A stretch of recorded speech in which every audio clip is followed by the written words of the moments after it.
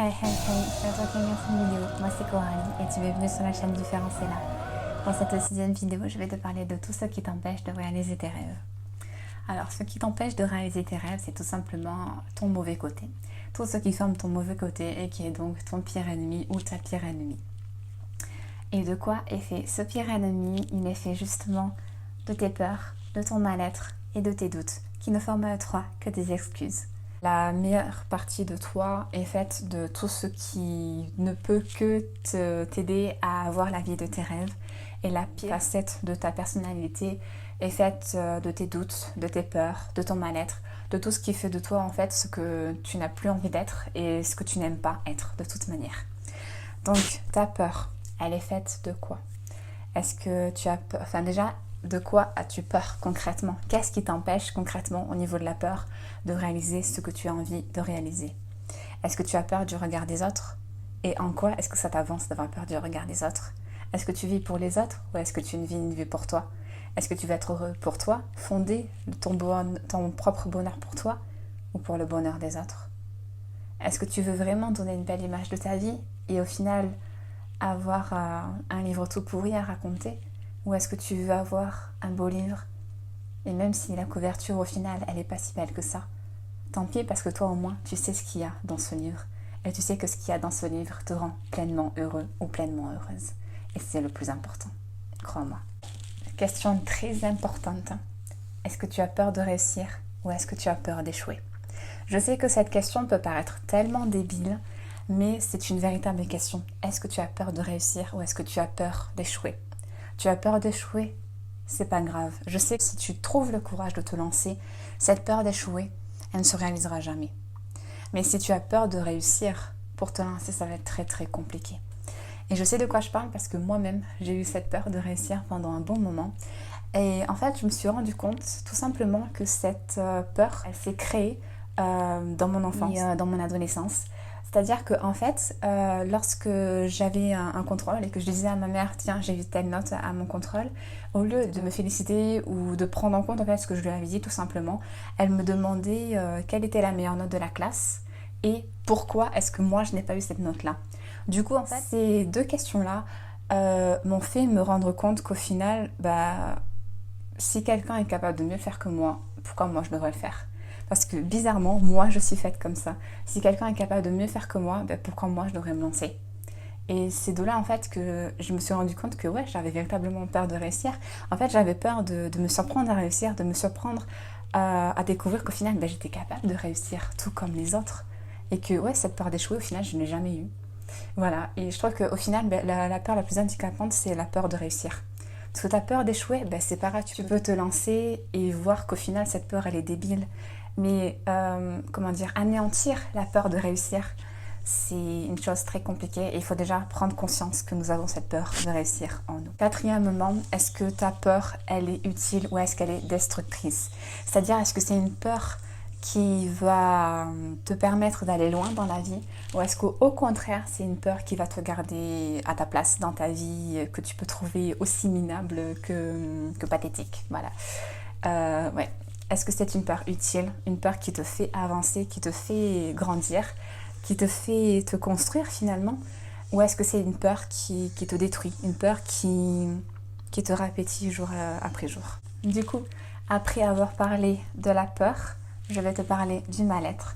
Alors, ton mal-être, si tu ressens un quelconque mal-être, tu ressens un mal-être par rapport à quoi? Par rapport à quelle situation? Qu'est-ce que tu peux faire pour régler cette situation ou pour t'en échapper le temps de réaliser ton rêve, que ce soit même que 30 secondes dans ta journée, au moins tu fais le vide et tu mets les choses à zéro. Si tu ressens un mal-être, si tu ne ressens pas de mal-être par rapport à quelque chose en particulier, mais par rapport à quelqu'un en particulier qui crée d'énormes situations complexes en toi ou je ne sais quoi, mais si tu as quelqu'un comme ça dans ta vie, si c'est possible, vire-la de ta vie.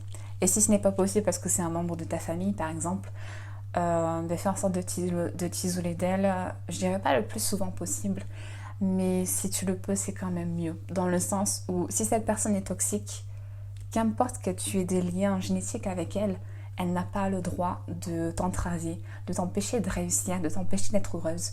Si cette personne, elle t'emprisonne, c'est parce qu'elle sait que tu es capable d'être grand, d'être beau, d'être tout ce qu'elle n'est incapable de devenir, tout simplement.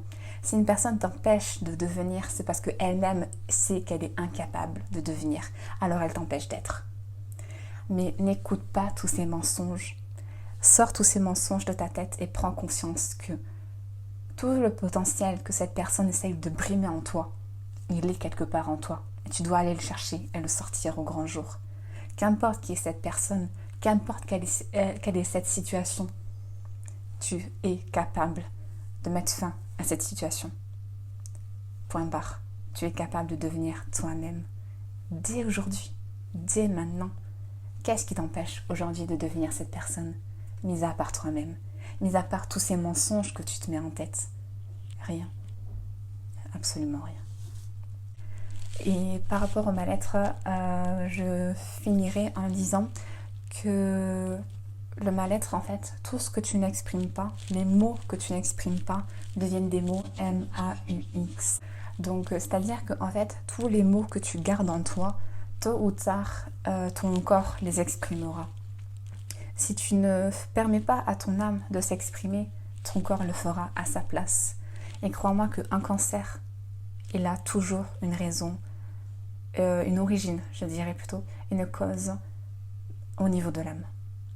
C'est-à-dire que c'est en fait quelque chose que tu n'as pas digéré, que tu n'as pas accepté, que tu n'as pas pris le temps de pardonner aussi, tout simplement. Et ces choses-là, ben oui, elles te bouffent de l'intérieur.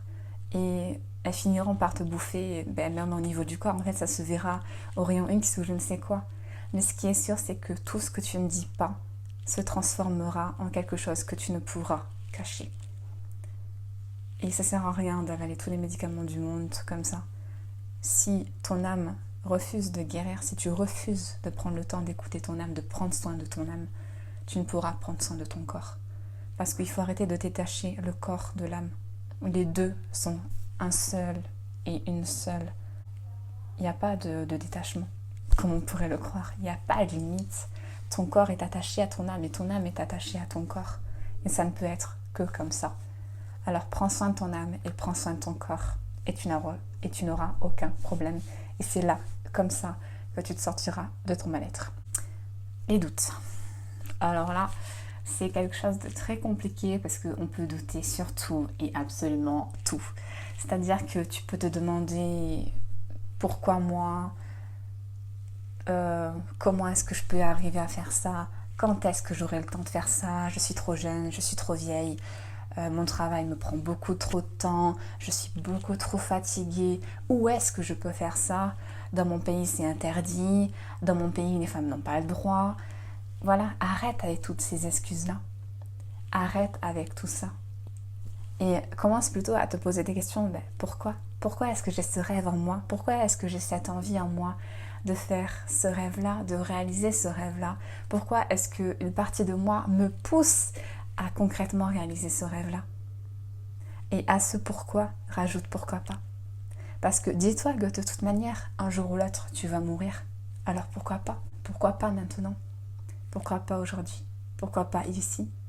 Pourquoi pas? Tout simplement pourquoi pas. Et à ces pourquoi et ces pourquoi pas, rajoute pour qui?